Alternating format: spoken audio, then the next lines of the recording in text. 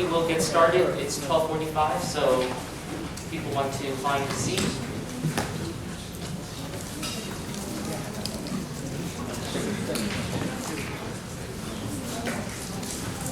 So hello everybody, and welcome to the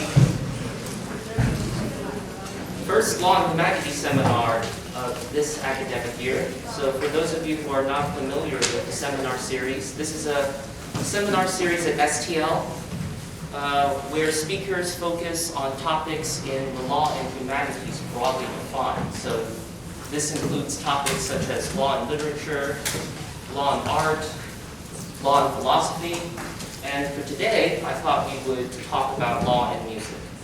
And the seminar series features both STL professors who wish to share these topics with you, and also external speakers, so people we invite from outside STL. So we will have a couple of seminars this year, and especially for the students, I hope that you guys come and participate in our seminar series. Today I'm going to be speaking about the topic, thinking about law through music, which is an impossibly broad topic, so we need to narrow it down a little bit. So thinking about law through music, and when I mean law, I'm going to be speaking today specifically about statutes, and more specifically how judges decide cases, how judges approach cases. So in other words, adjudication. And when I talk about music, also, I should just point out, adjudication in the common law world. So what we're going to talk about today may or may not apply to purely civil law jurisdictions. I'm going to be focused on common law and common law adjudication. And then thinking about law through music, the other big word, of course, in the title is music. And there are all kinds of music that we could discuss, but I'm going to focus on classical music. A couple of disclaimers. Especially for the new students in the room, you'll see that lawyers love to give disclaimers about everything. The first disclaimer is I am not a professional musician. I don't claim to be one. I've never been one. So my musical training consists of, when I was younger, I learned piano, violin, and then when I was in college, I took music classes. I studied a bit of conducting, but no formal degree in music, not a professional musician. So sometimes when people hear me play piano, they say, "Oh, Norman, you are a pretty good pianist." And I always have to correct them and say, first of all, I'm not very good. And secondly, I'm not a pianist. I'm a piano player. I play the piano. I'm not a pianist. Lang Lang is a pianist. Okay? So today, this here is not intended to be a piano concert. In fact, I know we have many students at STL who are very talented musicians, and you guys perform, for example, at the campus-wide events. And if you want to hear professional style playing, you should find those STL classmates. Today, I'm using the piano mostly to talk about some musical excerpts we'll use. So that's the first disclaimer, not a professional musician. The second disclaimer is, nothing I'm going to say today is probably that mind-breaking or revolutionary, but I hope the way I present it will be a bit different because scholars have written about music and law and some of the similarities and points of commonality between these two areas. But I hope my approach is somewhat more different and maybe a bit more creative because we're going to use specific musical examples to illustrate some similarities. Okay. So, those are the two disclaimers. Now with that, why don't we begin? And the way I'm going to tackle this topic is I would like you guys to think about this question. How do judges, let's say American judges or judges in the common law world, how do they approach easy cases? How do they approach hard cases? Now the easy case versus hard case distinction is not something I picked up. If you guys take legal theory, you will study a very famous American legal theorist called Ronald Dworkin. And Dworkin, De Wojin in Chinese, and he's very interested in understanding how judges in the common law world decide cases. So he divides the universe into easy cases and hard cases.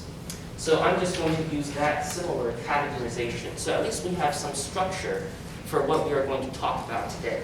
So let's begin with easy cases.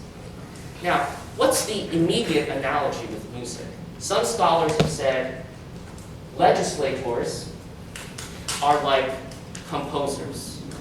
Legislators are like composers. And the scholars who say this, I think you guys can probably appreciate that similarity. Legislators draft statutes using words. Those statutes, technically speaking, after they're done, have no life. Right? They're lifeless. They have to be applied in the real world to have some life. Otherwise, they're just what we sometimes refer to as law on the books that are not applied. Similarly, if you think about it, a composer writes, what is his statute? It is a score of music. He uses language, but he doesn't use words, of course. He uses musical notation. Both the composer and legislator are constrained in the sense. Legislators have to use, well, language and words and in a correct way. Composers are limited by the musical notation that is available. So I think that analogy is pretty clear. And then the same scholars argue legislators are like composers, which makes lawyers and judges what? Lawyers and judges are like performers of music. That's another analogy that some scholars say. Because it is the job of lawyers and judges to interpret what the statutes mean. For judges, they have to apply the statutes, the law to facts. For lawyers, they have to read the statute and make an argument for their client. They also have to apply the law, the statute to the facts, although they may not be the ones, of course, making the final judicial determination. And I think that's very similar, you could say, to in music, the composer writes the score, but the legislator writes the statute. And the performer, the conductor, the pianist, the violinist, he is tasked with interpreting the score and giving it life. I think these are all correct analogies, but today I want to also suggest to you that we should have another analogy, which is that at least in the common law world, lawyers and judges can also be composers too. And that's something I would like to explore today. So, let's begin with easy cases. If I asked you guys, now, of course, in your law school classes, especially the 1Ls who are starting, I think most of the cases you read in your casebooks would not fall under the heading easy case, because otherwise there would not be much to discuss. So what are easy cases? I mean, I think it's quite obvious to probably many of you. Sometimes legislators will write very clear statutes. Sometimes referred to in American law, we call these bright line rules, which means that they are supposed to be easy to apply, and therefore there's not much judicial discretion involved. There's one theorist who teaches in Australia, Jonathan Crow, and he has actually written a lot about easy cases and theories of easy cases. And he basically says easy cases are what? Of course, they involve cases where the statute is very clear, and also where the judge's own intuition, legal intuition, applied to the statute will lead to the correct result. Dworkin, that famous philosopher I mentioned earlier, he said that easy cases are basically situations where the law, I'm paraphrasing, the law applies itself. So, and what are some examples of clear statutes or bright line rules in American law which would lead to easy cases for the judge? You guys probably have studied some of them, right? In criminal law, and I'm not an expert in criminal law, we have our Professor Curtis sitting back there. You probably studied things like strict liability crimes. So in the US, for example, there are statutes on rape. And of course, more specifically, there is a crime or a category of crime in the US known as statutory rape. And basically, those are supposed to be very clear rules where if the victim is under a certain age, the law considers that victim incapable of giving any consent. So even if the victim consented, the law will say, no, the statute is clear. If the victim is under a certain age, it is impossible to give consent, and therefore the perpetrator will be found guilty, even if he honestly believed that the victim gave consent, or even if the victim did explicitly give consent. So we might call that a bright line rule.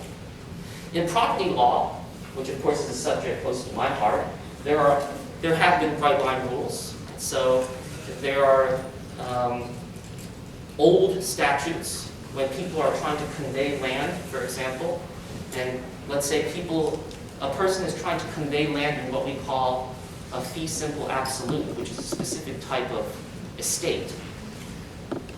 In the old days, there were statutes that said if you want to create a fee simple absolute in somebody, your conveyance has to be drafted using exact language. So, for example, O to A and his heirs. And you have to use that exact language. If you don't use that exact language, your conveyance, it will not be a fee simple absolute. That would be a bright line rule. Right? Similarly, in music, before we get to hard cases, there are also times when a composer writes a score, and actually it's quote-unquote an easy interpretation. And what do I mean by that? It's like an easy case. The statute is clear, the score is clear as to what the composer precisely wants. Now in Western music, the best example in classical music is what we call program music, or programmatic music. And that refers to when a composer is writing music and he's intending for, it is his intention for that music to depict or illustrate a certain program. And what do we mean by program? It could be a story, it could be an idea, it could be a painting, but a painting expressed through music. So why don't we do I'll give you an example. And I have my Bluetooth speaker here. One example, one of the earliest symphonies, 交响乐曲, a big piece composed for orchestra, usually in multiple movements. One of the earliest program symphonies, or symphonies with an explicit program, is by Beethoven. Beethoven Symphony number 6. Some of you guys may know this. It is nicknamed the Pastoral Symphony. Pastoral means what? Rural, having to do with the countryside. And this is a good example because Beethoven explicitly, when he composed the music, he explicitly noted this music is supposed to evoke feelings of the countryside. And the symphony has 5 movements, which is quite unique. Most symphonies during that period have 4 movements. This one has 5. And earlier symphonies only have 3 movements. But this one has 5. And Beethoven actually explicitly labels each symphony with each movement with a label, a descriptive label. So the excerpt I'm going to play for you is the first movement, part of the first movement, and the label that Beethoven writes. Of course, it's in German, but translated, it is something like the awakening of happy feelings in men when entering the countryside. The awakening of happy feelings in men when entering the countryside. In most modern, if you get a CD, they sometimes omit the word of men because that may be too exclusive. But I think in the original, Beethoven actually wrote of men. Of course, he's referring to everybody. So, let's just very quickly, I'll just play the opening parts and take a listen.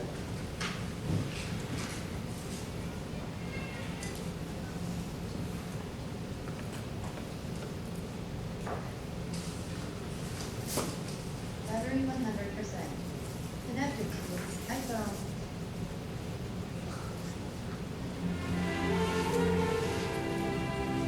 Sorry.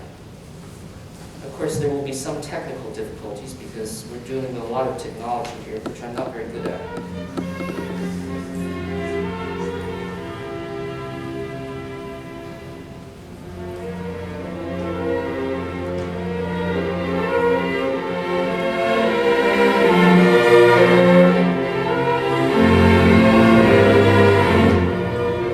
Okay, so again.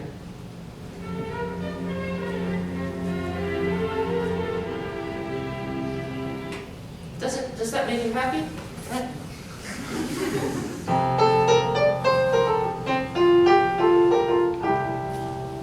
Right, that's the main theme. And Beethoven's explicit with what he wants, right? It needs to convey a certain type of feeling, right? So that's the main theme.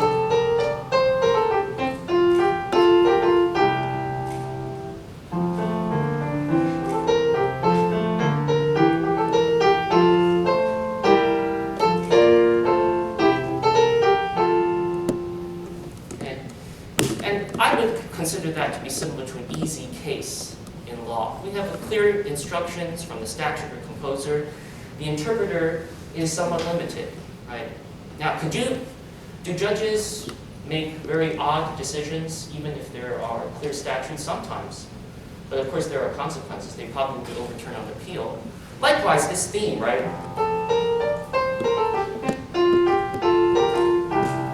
I have some artistic freedom to do some interpretation. So I might play a little bit faster. Some conductors do.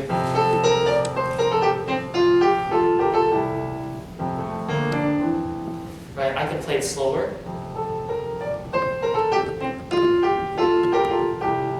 And maybe spend more time here. Wait, right? And then continue on. But it's an easy case in the sense that this would not be acceptable, right?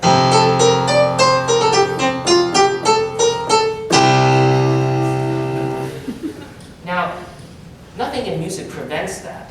Right? I could go out and play it like that. But what would be the result? Well, I would be laughed out. Nobody would listen to my music or my performances, and I might even be overturned in the sense that the higher musical authorities, meaning all the more famous performers, they would say that that performance is not worth listening to. Okay. All right, so that's one example, right, of what might be an analogy between easy cases and so-called clear pieces in music, right? There are other examples I can give you. I did promise musical examples. There's a famous piece by Haydn, 1732 to 1809, Austrian composer, very famous also for his symphonies. He wrote this symphony number 94, and it has the second movement. You guys maybe heard this theme before. Let me turn the volume up.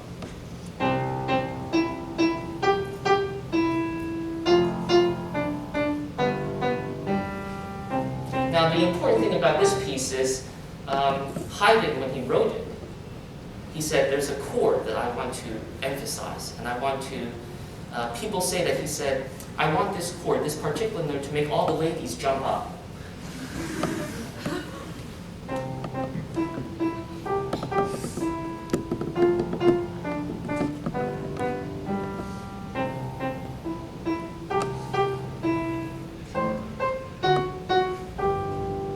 And even softer.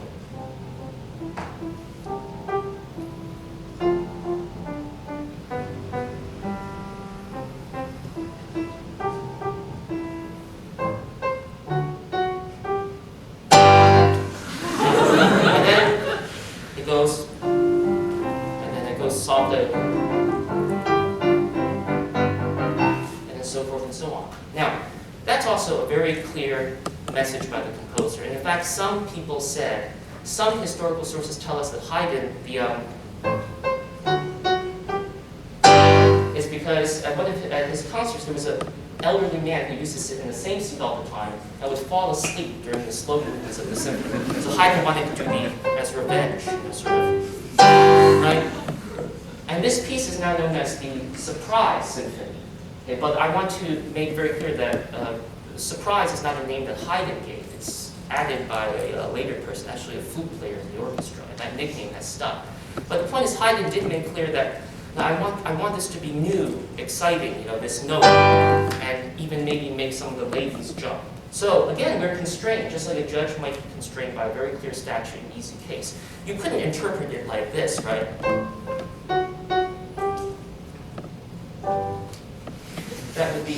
That would not be, it would be like misinterpreting a very clear statute.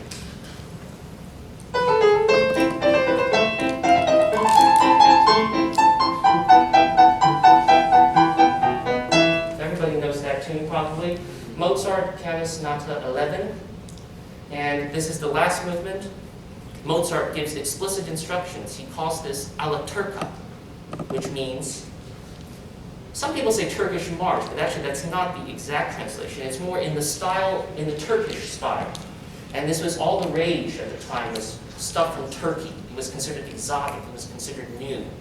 And people liked listening to Turkish marching music, the Janissaries, the Turkish soldiers. And so alla turca, you see this, performers are rather limited, right? It has to be march-like.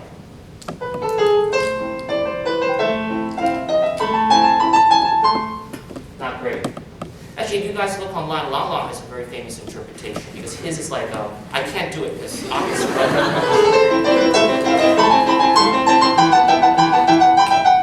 Right, it's like triple the speed of anybody else, but you could look it up there. All right, so these are all pieces that I think would be considered easy cases. Let me just see how we're doing on time.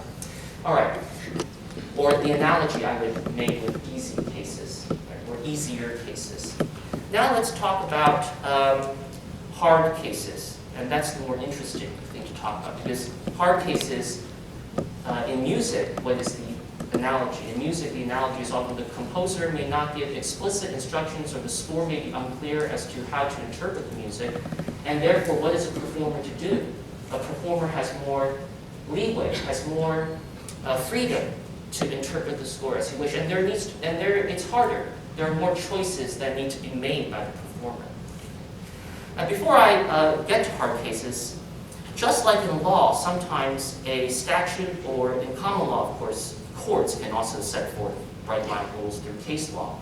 I do want to just point out one thing, is in the law, of course, sometimes a rule might be considered by everyone as a bright line rule, but actually it's not as clear as everybody thinks it is. I guess one example that I have heard, again, I'm not a criminal law expert, but in American law, you probably will study this famous case called Miranda, and it's the idea that the Supreme Court in that case set forth what they thought was a bright line rule, is that when suspects are in custody and about to be interrogated, they need to be provided with a warning, that they have a right to counsel, that they can be silent. You guys have seen movies with this, right? The guy is arrested, taken into custody, and the police always say, you have the right to remain silent. Anything you say can and will be used against you in the court of law. You have the right to an attorney, and so forth. That may seem clear, but actually scholars have said that actually everybody thinks that Miranda is a bright line rule, but actually it really isn't anymore. And there are a lot of difficulties in interpreting and applying it. What's custody, what is an interrogation, and so forth. And just remember, in music, there may also be things like that, where you think that the interpretation of a piece is straightforward, but it's actually perhaps not. Just one example before we move on to hard cases. I think most of you will probably know this piece, right?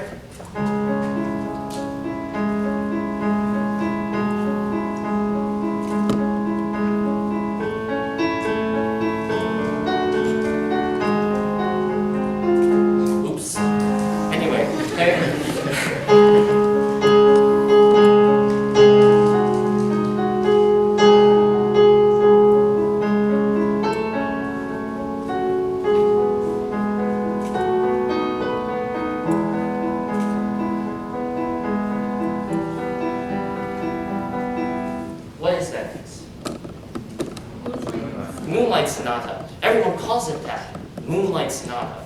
Beethoven Piano Sonata. Which number? 14 or 15? Does anyone know? It's one of those numbers. 14. Right. 14, first movement. Right. Everyone calls it moonlight, though. And so when you guys think of moonlight, many people interpret it like, oh, what? Imagine nighttime, right? Two people sitting outside, right? Moonlight.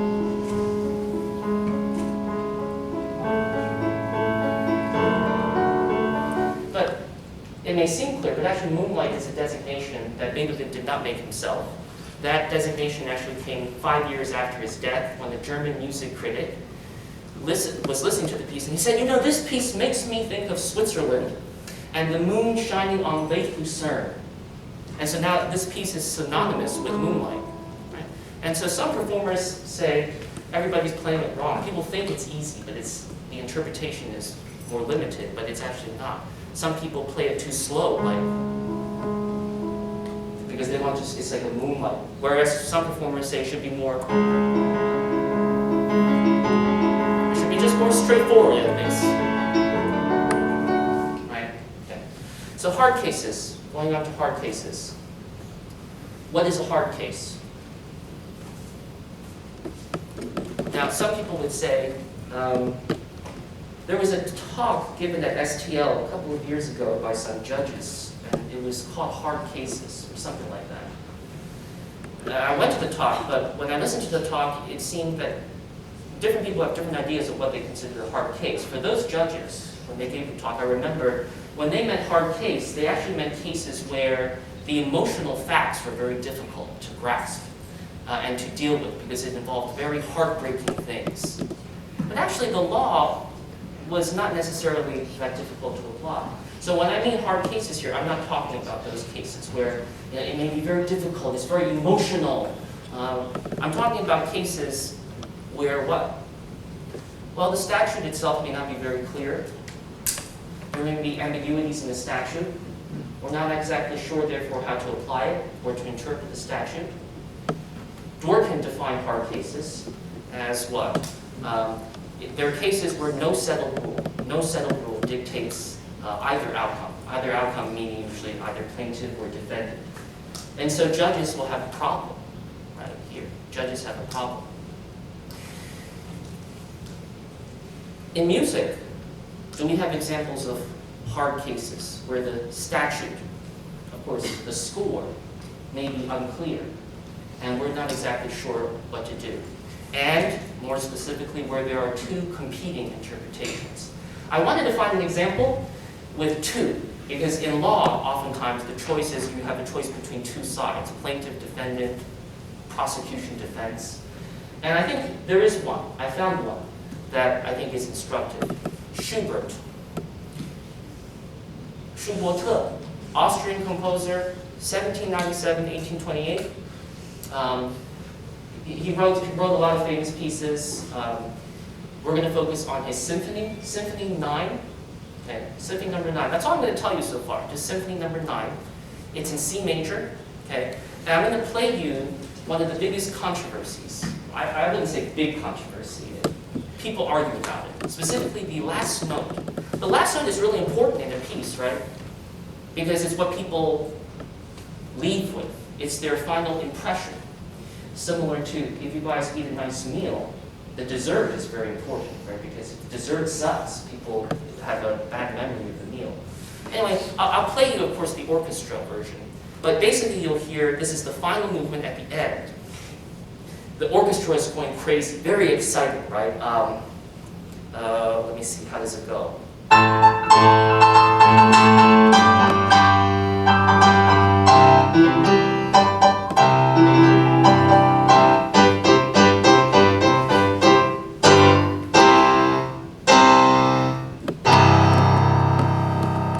Now this last note. So the problem is we're not exactly sure the ambiguity rendition, but I do. Let's see. These are two conductors, and they took two approaches. Let's begin with option 1, shall we? Okay, this is connected. Good. I'll play the beginning part of the fourth movement, just so you can get the idea of what it sounds like, right?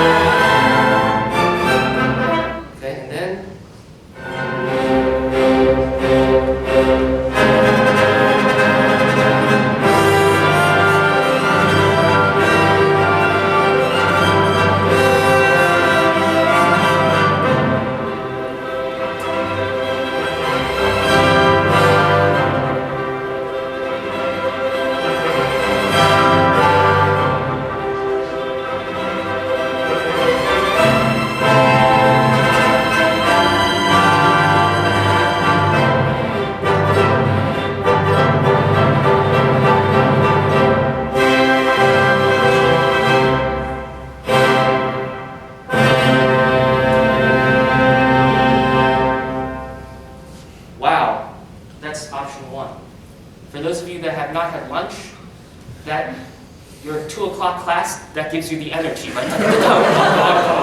Right? So walk into Professor Campbell, Professor Kurzweil, one else, you're ready, right? Next option.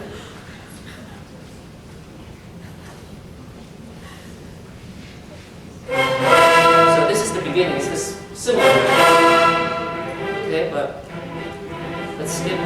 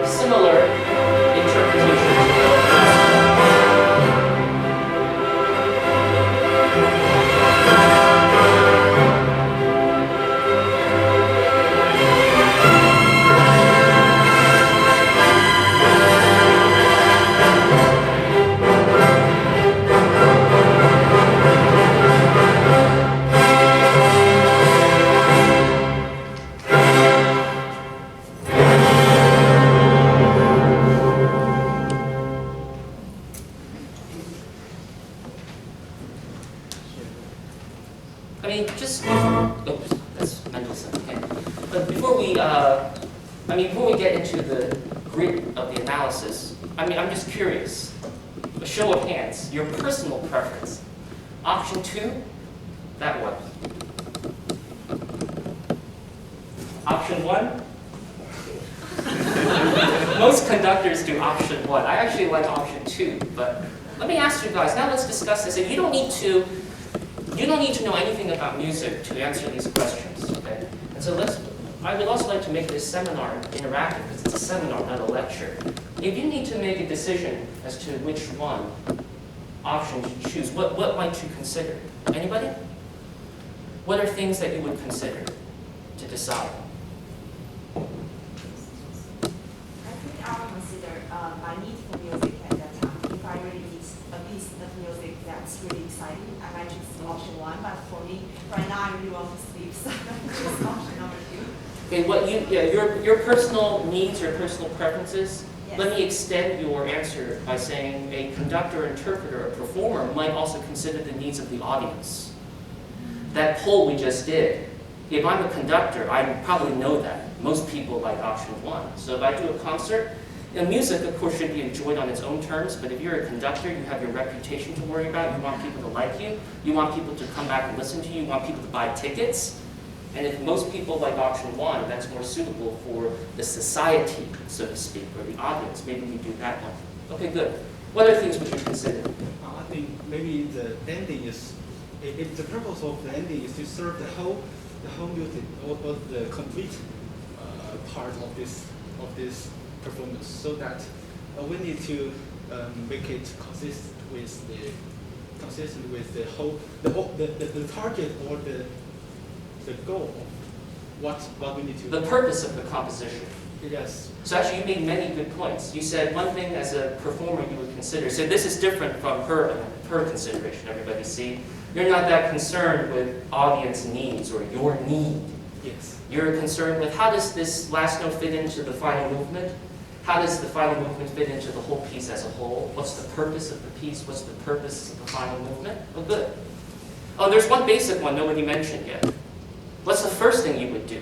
If you listen to these options, you want to see which one is the better. What's the first thing you would do? Assuming you can read music, what's the first thing you do? Well, you look at the score, right? Yeah. Now, unfortunately, in Schubert's autograph, this last note, C, there's a hairpin. And the problem is, also, I can't draw it exactly, but scholars say it was written unclearly, like a vague statue almost. And so we're not sure if Schubert intended like what we call in music a forzando, which means a sudden sort of accented, or whether he meant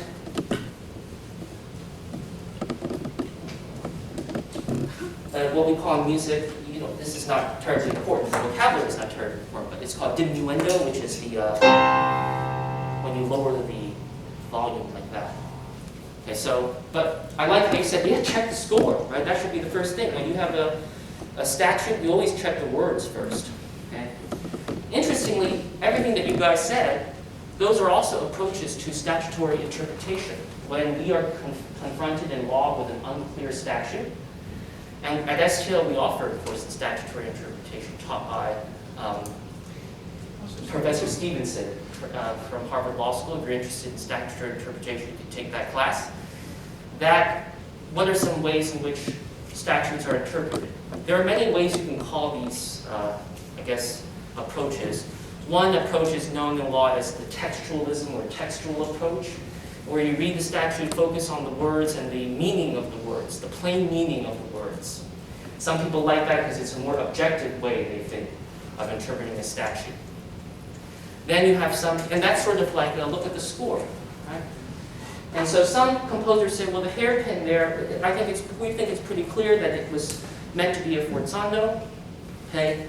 By the way, in the modern editions, if you guys read music, check the modern editions out. The editors for the modern editions don't help us. You know why? Because they write two things under the last note.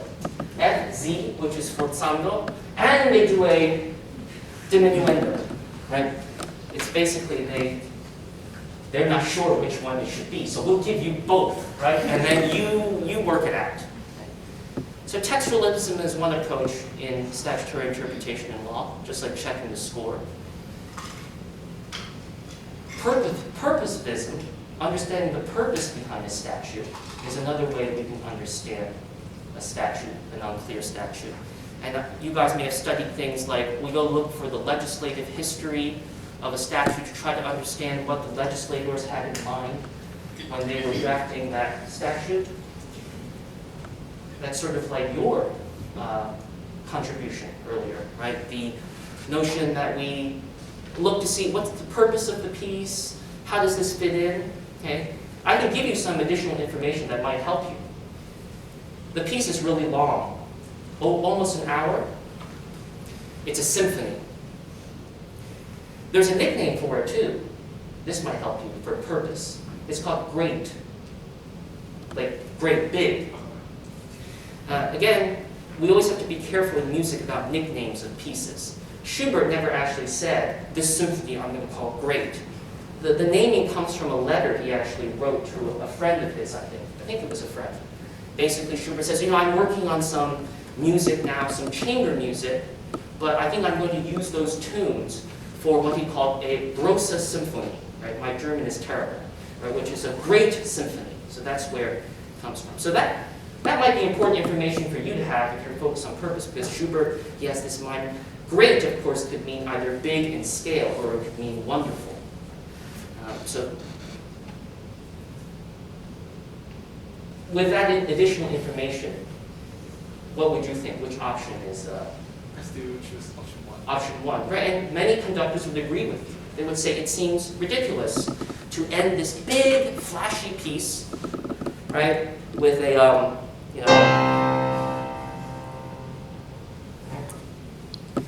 And then sometimes judges, when they're dealing with a difficult statute, besides textualism, purpose of the statute, they may consider what we might just call other factors, right? These are similar to what you said. You said what are your needs, and I mentioned what are the audience's needs. And judges may also consider things such as, well, how's my decision going to impact the public? What is going to be the impact on the public? What's going to be the impact on the court? What's going to be the impact on the jurisprudence in this particular area of law? These are things I all need to consider. Sometimes in law courses, some professors may refer to this as sort of the quote-unquote policy reasons behind a decision. Although very few judges will obviously admit ever that they're making decisions based exclusively on policy, that policy is the main reason. But that's similar to what you said. So you guys see there are analogies there as well. Hard cases, how do we interpret a hard statute? A difficult to interpret piece of music as well. Okay. So Schubert is one good example. And there are many other examples, of course, we could talk about. There's, for example, Bach, right? Bach, one of the, of course, most famous composers. Interestingly, in mainland China, I think he's referred to as Ba He. In Taiwan, we call it Ba Ha. Right? So, but I think most people would know, right? 1685, 1750. Bach's music oftentimes is difficult to interpret because often in his manuscripts he'll write the notes down, right? And doesn't give much indication of what he wants often, depending on the piece, of course. One famous piece that I think many of you may have heard, even if you may have not have studied music before, right?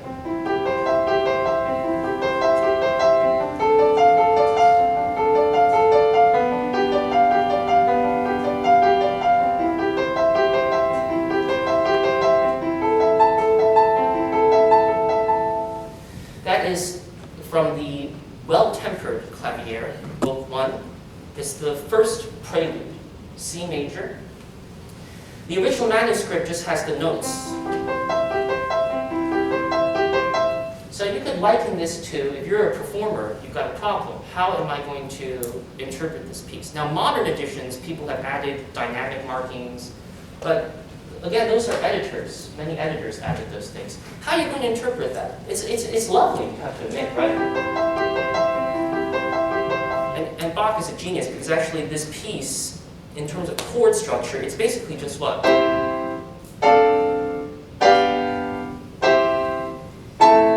But that would be so boring. If I just played right,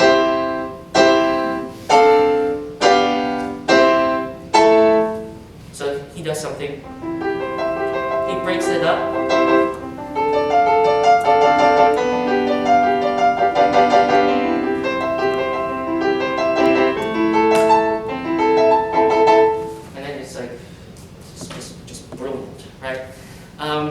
How do we do this? Now you guys know this. In music, there are many debates, right? First of all, some people might say I'm playing on the wrong instrument because there was no piano in Bach's time. There were things like harpsichords, which did not distinguish volume.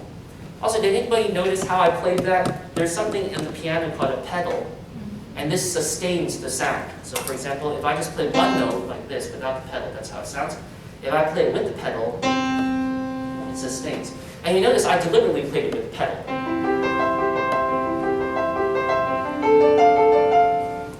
You like that, Blair?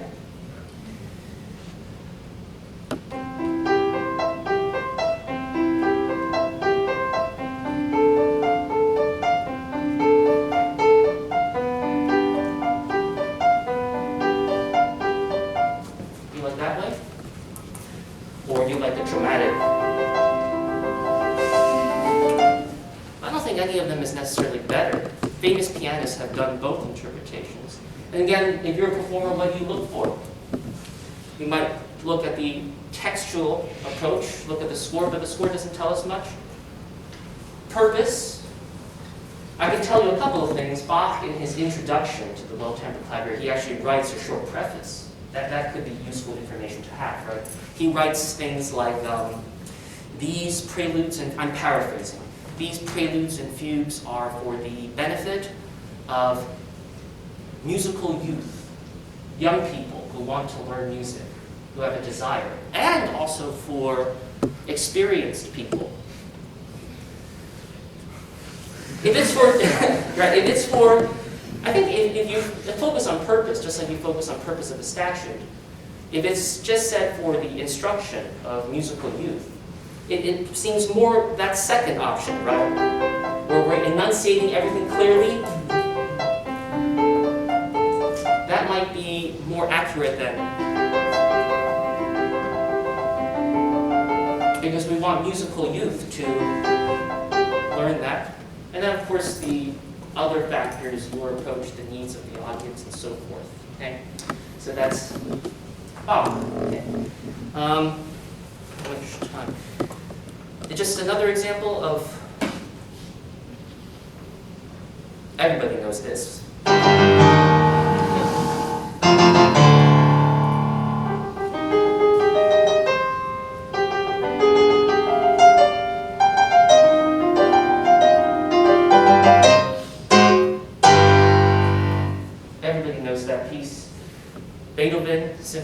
5, first movement. I'm not going to play it on the phone just to save time. I just played it here. But even that piece also presents like a hard case interpretive issues. One option conductors have done.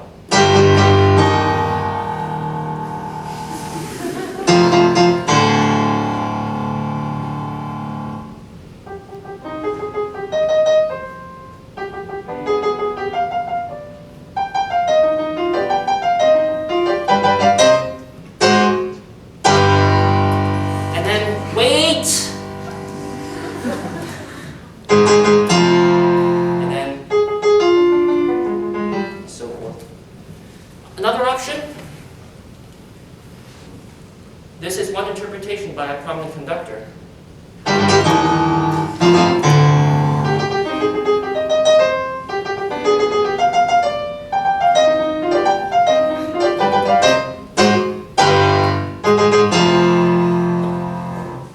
You see, so what do we do? Look at the score? Well, the score,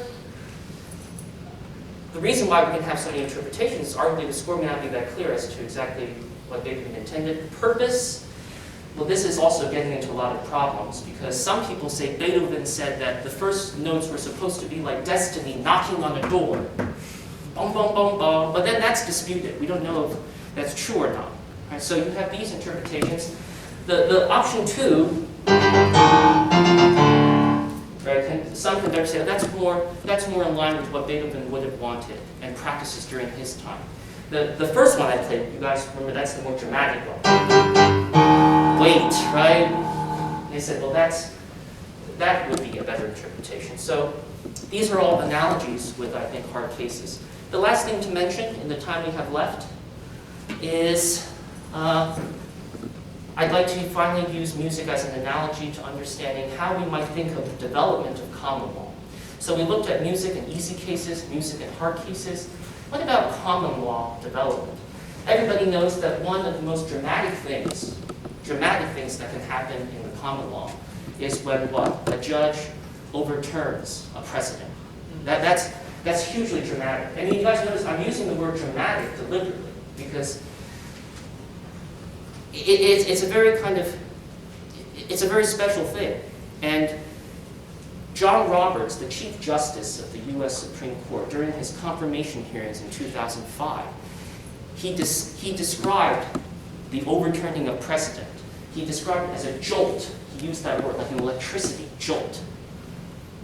So how do we think about this through music?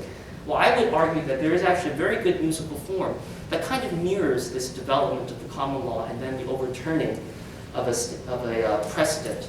And this is the form of music known as theme and variations. When a composer begins with a theme, you can think of it as a main earlier precedent, and then he writes variations which at first they don't completely overturn the original theme, but they modify it slightly, and over time the variations get more and more away from the original theme, but still retain some of the original flavor. And interestingly, Justice Roberts, during his confirmation hearing, he made a similar point. He said, even in cases in American law where a precedent has been overturned, the most famous example he gave too was, some of you may know the Brown v. Board of Education decision, right, about the segregation of black and white students, right, unconstitutional. He said even that one, which overturned Plessy versus Ferguson in earlier cases, he said if you study the trajectory of the court, one of the rationales in Brown v. Board of Education the court made, they didn't just say, oh, we want to get rid of the precedent. They said, there's, over time, we've seen the old precedents being slightly chipped away at. Right? So our decision to overturn Plessy is not anything revolutionary or new. And that's kind of like a variation approach, right? The most famous example I can give you, Mozart again, he wrote variations on a French folk song, right? I don't know the French name, and I'm going to butcher it, so I'm not going to say it, but the song is known as, Mother, Shall I Tell You Something? Okay? And everybody knows the main theme, which Mozart did not write, right? It's a French theme.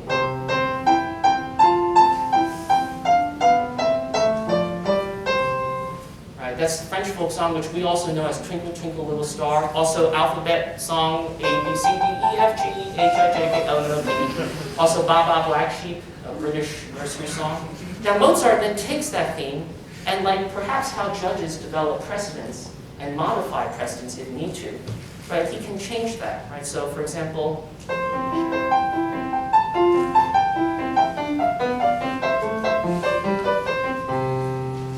that's a little bit different. Maybe it's like a precedent where you guys can still hear the theme, right? Okay. However, the common law may develop where there are more dramatic modifications.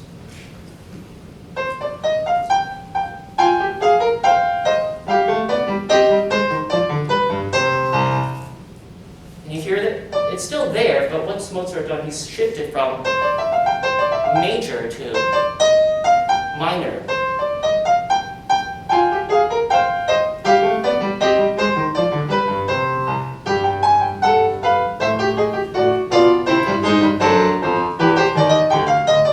That sounds quite different, right, the ending? And then Mozart even writes variations that seem very different than the original theme, right?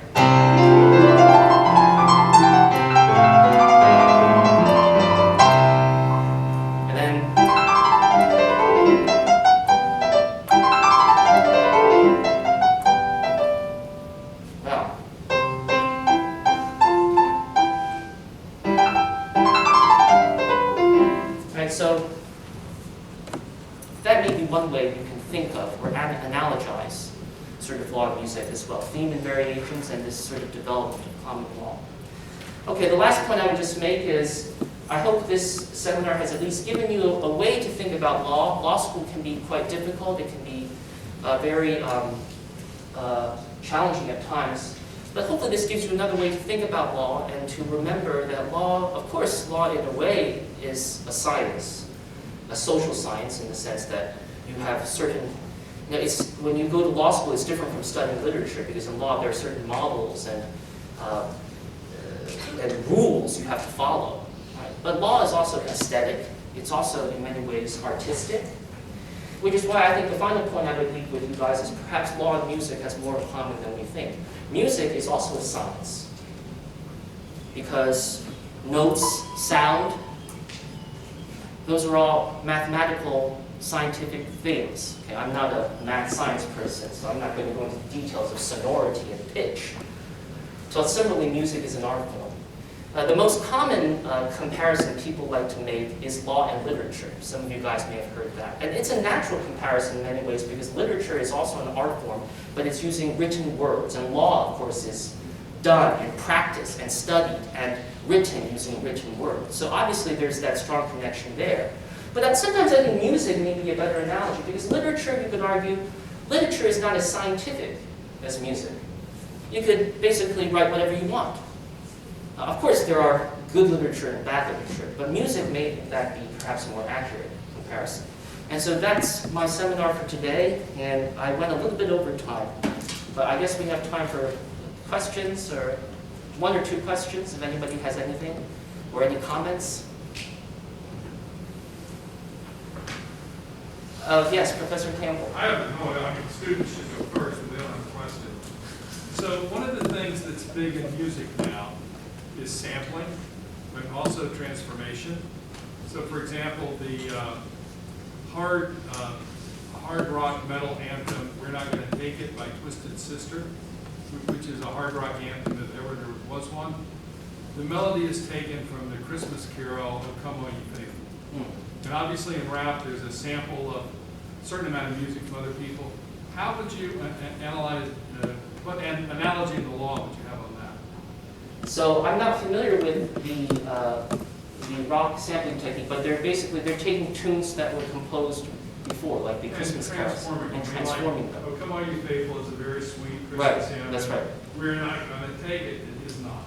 It's That, is that like importing American goods from China, or? like an analogy for transplantation, I mean, it's possible, or it could be, or one might say that the more general analogy to be made is that music perhaps more so than other art forms. And I know I may be getting into some dangerous territory here, especially if we have literature and art people, painters here. But music is, of course, any time a composer writes a piece, a piece of music is very much indebted to previous forms or previous pieces. When composers such as Schubert, Brahms, they write their own music, but they also include many techniques and styles from Beethoven. Right? So music builds off of previous music. The example you gave would be a very direct example where a tune is taken directly and then modified. And so I guess the general analogy might be that when you study law, especially the common law with precedents, essentially judges are building off of a set base of decisions and approaches already. And that might be a commonality with music. Yes, Professor? Thank you. No, that is you. Okay. Thank you so much for your presentation, which I very much enjoyed and I found very enriching and evocative. And I'm wondering about how far the analogy can be pushed, and I think you did so a little bit in your presentation. So your presentation can be read as saying that law is an aural, right? An aural experience, the ear. And you also mentioned literature as visual. But then you stopped short of mentioning painters. And what about other senses? People who use taste for their engagement with the world. Does it just stop with those two senses, the hearing and the seeing? Is that as far as your analogy will go? Well, the short answer would be, at this point, that's as far as I think the analogy can go, mainly because literature and music, I think, work because obviously in literature you have a text, music you also have a text through music notation, and there's a process of interpretation that may be a bit different. And I'm not an art painting person, but that I think strikes me as somewhat different than, say, if you have a painting. Maybe painters would say we are also using a language, right, the medium of painting. But that language seems to me a bit less. I don't mean to sound offensive, but a less organized or perhaps less structured, maybe is the word, than say, literature written using text, words, grammar, punctuation, and music, which is written through specific music notation. So you project, for example, a world-famous chef who gave a presentation called Law as a Culinary Experience. This you project outright.